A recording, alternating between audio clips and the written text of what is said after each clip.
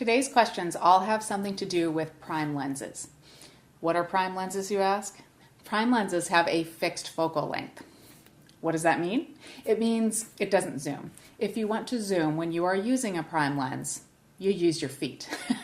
And that is definitely a limitation, right? But primes are wonderful for a lot of reasons. Small, lightweight, often inexpensive, fast, sharp. So a lot of people like them. Now, let's answer some questions about prime lenses. Pierce asks, I am looking to get a prime lens. Should I get a 35mm or 50mm? I have a D5200 and I am looking for something great for portraits. Good question, Pierce. Both of those lenses are great for portraits on a cropped sensor body like your D5200. The 50mm is good for a closer portrait of maybe one or two people. If you wanted to be able to include more people or more of your subject's body, you'll either have to back up or go for the 35mm lens. Nikon has a cool feature on their site where you can specify your camera body and see what the field of view of different lenses look like. I have a video here showing off that feature and telling you where to find it.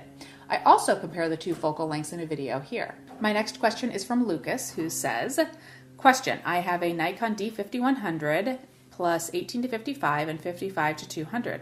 I have bought the 35 1.8 and 50 1.8. They are decent but not mind-blowing. Sharpness is okay. What lens would be good and sharp at general usage? Street and full body shot of models.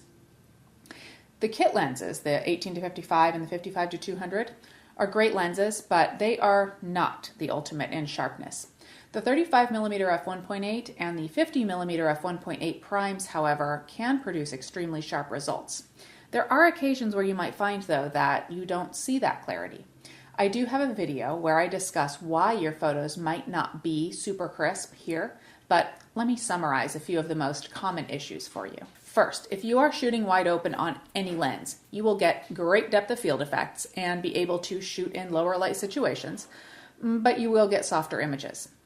Narrowing your aperture to f2 or f4, you'll notice a great increase in sharpness, with the lens being ultimately sharp between f5.6 and f8. Second, are you picky about your focus area? If you are shooting at a wide aperture, your depth of field will be shallow, and you must be extra certain to choose an autofocus area that is right on the portion of the image that you want to be in focus.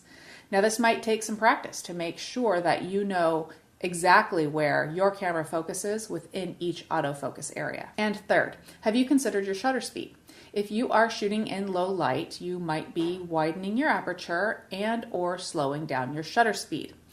If you get too low with that shutter speed, you will end up with blur from camera shake or from the motion of the subject. If you are still having issues with not so crisp images with your prime lenses after checking all of those things, send me a sample of one of your images and I can take a look. On to Bjorn, who asks, what do you think of the combination Nikon D5000 and Nikkor 35mm f1.8? I think it's great. I have it. This combination gives us a wonderful normal field of view, which means that it mimics what we see naturally with our eyeballs, and it allows you to play with depth of field effects and also shoot in lower light situations. Plus, you can get wonderfully crisp images with it. Ken asks, which prime lens is good for street photography? 24mm, 28mm, 35mm, or 50mm? And then there are a couple of comments that I wanted to read to you guys as well. Pete said to Ken, I use a 50mm 1.8 and have great results. And then Dewan said, I just recently did some street photography and shot it at a 28mm focal length and it actually came out great. I now prefer it over shooting street photography with a 35 and 50. Now, I shared those comments with you to illustrate my point, which is it's all going to depend on your style. Every person is going to like shooting with something different, and maybe not the same thing every time. Which lens you choose is also going to depend on your camera body. Now, Ken, I know I've talked to you before, but I can't remember what you shoot, so I'm going to give you some general advice. Get out your kit lens, or a zoom lens if you have one, and set it to one of the focal lengths that you are thinking about, and then force yourself to walk around with it on that focal length for a while. Try a few different lengths out and then see which one you like the best. On to Arnold. Question, is Nikkor 50mm 1.8D good or not? It is cheap and best. The 50mm f1.8D lens is great. I have one. But keep in mind that for your D3000 series and D5000 series cameras, you will not be able to autofocus with it because it lacks an in-lens autofocus motor. And my last question is from Alex. What do you think about Samyang 35mm f1.4 PRAE? I have not used it, so I don't have an opinion on that particular lens. However, if any of you out there have used the Samyang 35mm f1.4, let Alex know in the comments. Okay guys, that's it for today.